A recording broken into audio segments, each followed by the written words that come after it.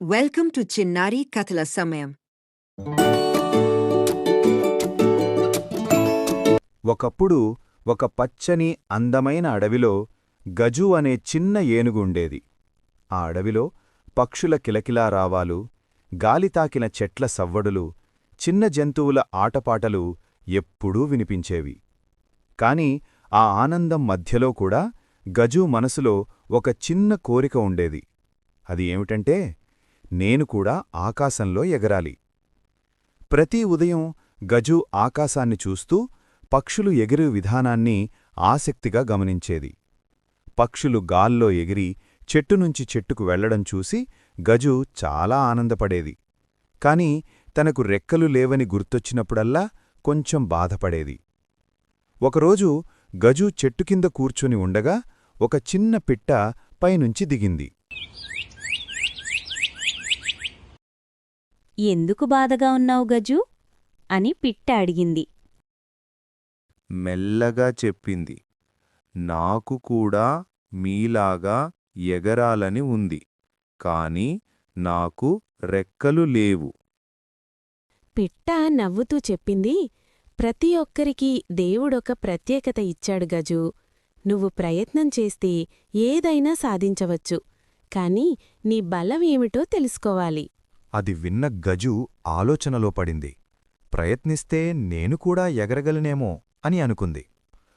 మరుసటి రోజు గజు అడవిలో తిరుగుతూ పెద్ద పెద్ద రేకలను అంటే ఆకులను సేకరించడం ప్రారంభించింది. వాటిని జాగ్రత్తగా ఒకచోట పెట్టి కొమ్మలు, తాడు సహాయంతో 2 పెద్ద రెక్కలలా తయారుచేసింది. చాలా కష్టపడి చివరికి గజు తనకు రెక్కలు తయారుచేసుకుంది. ఆనందంతో గజు అద్దంలా ఉన్న నీటిలో తనని చూసుకుంది. వావ్! ఇప్పుడు నేను రెక్కల ఏనుగు అని ఉత్సాహంగా అరిచింది. అది వెంటనే ఒక చిన్న కొండపైకెక్కింది. అక్కడ్నించి ఆకాశాన్ని చూసి, ఇప్పుడు నేను ఎగురుతాను అని గట్టిగా చెప్పింది. అలా చెప్పి గజు దూకింది. కొన్ని క్షణాలు గజు గాల్లో తేలినట్టు అనిపించింది. కాని వెంటనే ఢమ్! గజు నేలపై పడిపోయింది. కొంచెం నొప్పైనా గజు లేచి కూర్చుంది. మొదట కొంచెం నిరాశగా అనిపించింది. నేను ఎగరలేనా అని తనలో తాననుకుంది. అప్పుడే ఆ పిట్ట మళ్లీ వచ్చి గజు దగ్గర కూర్చుంది.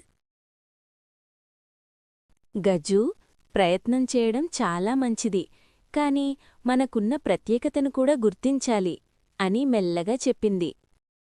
గజు తల ఊపింది, కాని ఇంకా కొంచెం బాధగా అనిపించింది.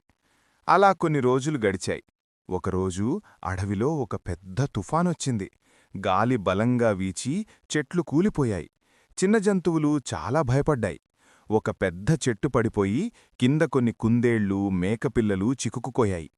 అందరూ భయంతో కేకలు వేస్తున్నారు. ఎవరైనా మమ్మల్ని కాపాడండి అని వారరిచారు. అప్పుడు గజు అక్కడికి పరిగెత్తుకుంటూ వచ్చింది. ఆ పరిస్థితి చూసి గజు ఒక్క క్షణం కూడా ఆలోచించలేదు. వెంటనే తన బలాన్ని ఉపయోగించి ఆ భారీ చెట్టును తోసి తొలగించింది. చాలా కష్టపడి చివరికి చెట్టును పక్కకు జరిపింది. చిన్న జంతువులు బయటకు వచ్చి ఊపిరి పీల్చుకున్నాయి.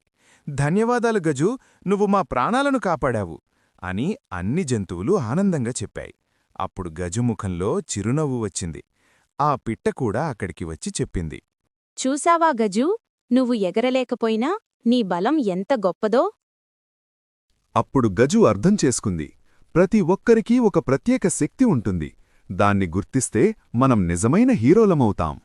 ఆ రోజునుంచి గజు తన గురించి ఎప్పుడూ బాధపడలేదు. తన బలంతో అందరికీ సహాయం చేస్తూ సంతోషంగా జీవించింది. అడవిలో అందరూ గజును ప్రేమతో మా హీరో గజు అని పిలిచేవారు. నీతి: మన ప్రత్యేకతే మన బలం. ఇతరుల్లా కాకపోయినా మనం మనవిధంగా గొప్పవాళ్లం. మా కథ మీకు నచ్చితే దయచేసి మా ఛానల్ను సబ్స్క్రైబ్ చేయండి. మరిన్ని తెలుగు కథల కోసం మా వీడియోలను చూడండి.